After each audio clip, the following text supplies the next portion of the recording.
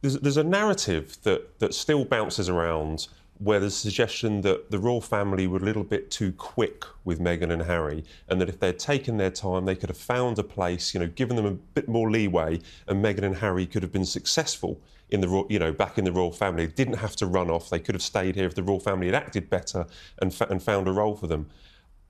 Looking at these failures, looking at the rebrand, the mess that she's got into, maybe I'm starting to think that we actually did have a lucky escape.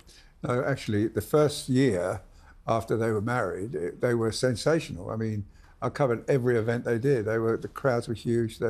She embraced it. And Meghan was fantastic. She just embraced it, and she was a huge success. There's no reason with that. And Harry and her were a great team. So they were very, very big, and massive coverage. Every paper, every newsreel covered their events. So it wasn't that the decision was hers. She wanted to go and live back in America. She wanted to commercialise her status as a member of the royal family, and she's done it brilliantly. Now she's had a hiccup now with the jam, and a mascot sign. But as Jack says, if it's a success, if she gets a success, then it's right. But a lot of businesses fail. A lot of businessmen, start businesses and fail, but they carry on and eventually have a success. Well, perhaps she will. Because what she's great at presenting herself.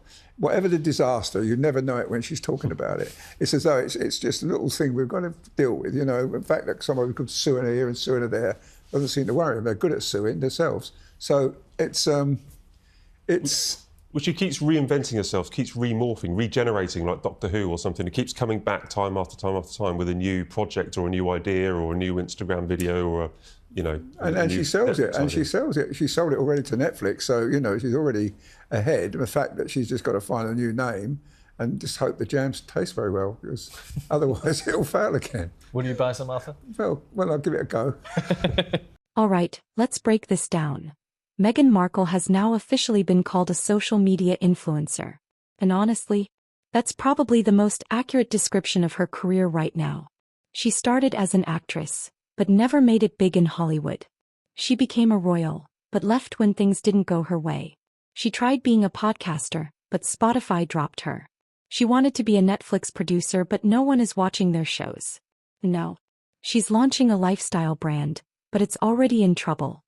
You mentioned about Jack, about she made, one of the best projects or one of the most successful ways that she could actually have a career would to be an actress. Am I right in thinking, please tell me if I'm wrong, am I right in thinking that she is now a social media influencer? Yeah, well, I'd say that she effectively is a social media influencer. I mean, the essence of an influencer is that they're supposed to be persuading people to buy things using social media.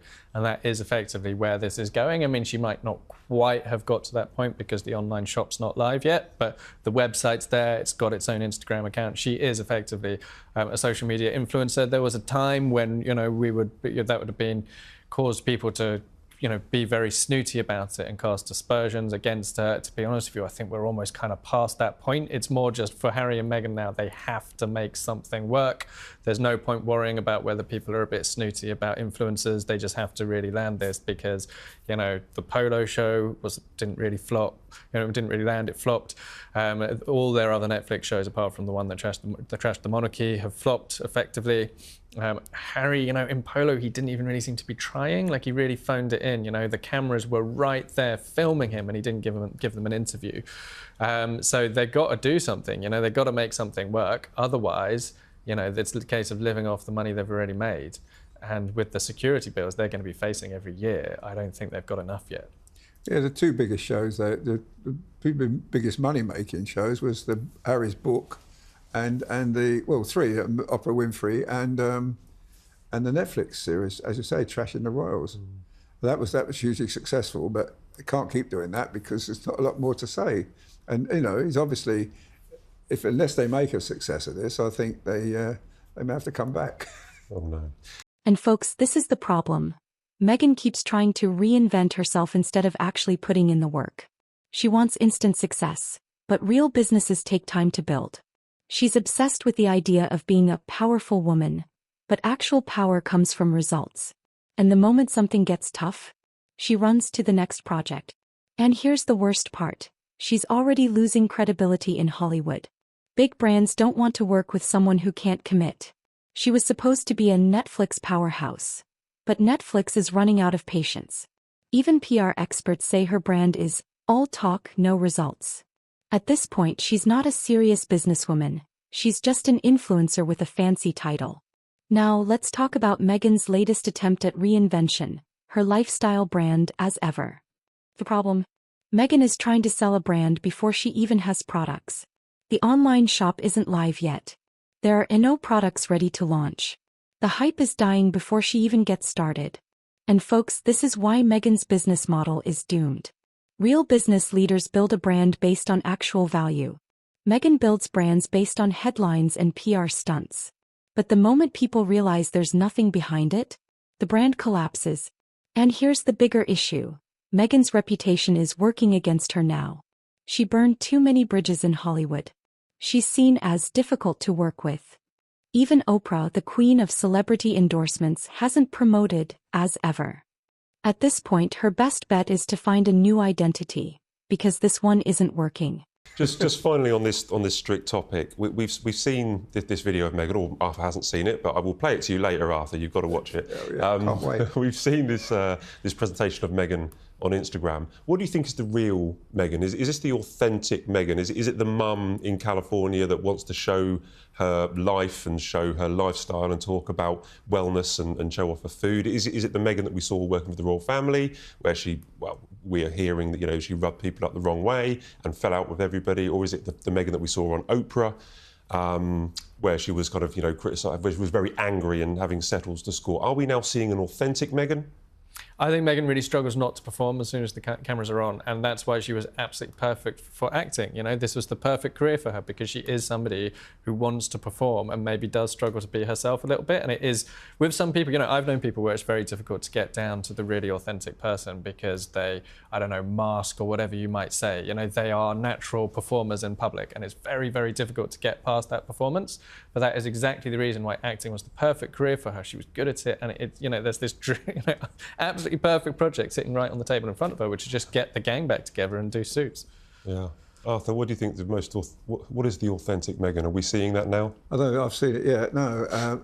I think she's brilliant on TV when she speaks to the nation. She's got a great way with words. She's got that beautiful smile, and she can sound convincing, but she hasn't convinced me yet. Fine. I still feel that it's been a disaster. I think it's been a disaster for Harry as well. I think he's living in as I said before, he's living as a celebrity in a town full of celebrities, and that's all he is, just another celebrity. Here he was somebody. He was very big in this country. He was much loved in this country.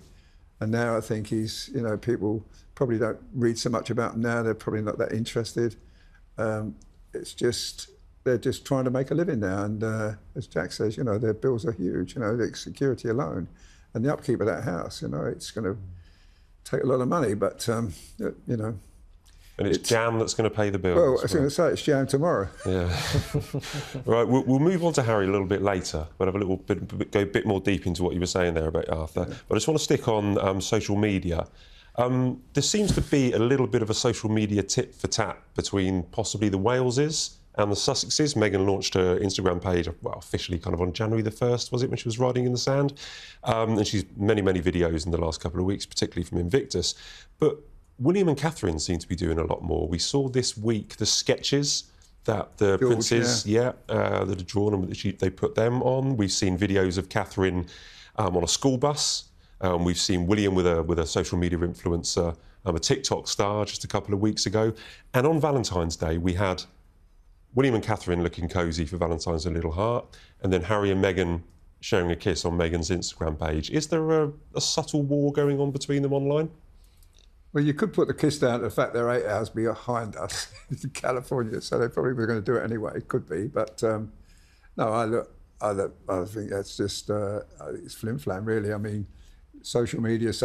Look at it one day, it's gone the next, and that's how I feel about it, And the fact, George's drawings weren't very good. I didn't think he didn't look like he's going to have an art career in front of him anyway.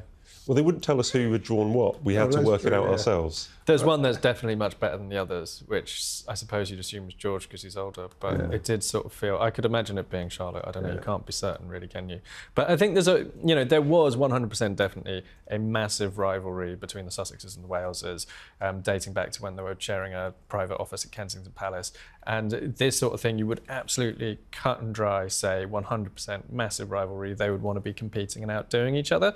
So there probably is a bit of that. I mean, it's hard to move past that. I'm sure that there is an instinct to want to outdo the other couple, whether it's the Waleses or the Sussexes. And now the big question. What happens when As Ever flops?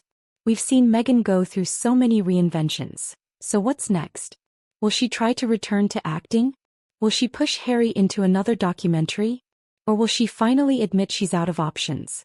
And folks, this is why people are getting tired of her games. She can't keep running from failure forever. At some point, she has to prove she can build something that lasts. And if she can't, Hollywood will move on without her. At this point, her next move will define her legacy. Will she finally find success, or is she out of options? Meghan Markle's constant reinventions aren't making her a success. They're exposing her weaknesses. Her As Ever brand is already struggling. Does she have anything real to offer? And if she fails again, what's her next move? Let me know your thoughts in the comments below. And as always, don't forget to like, share, and subscribe for more.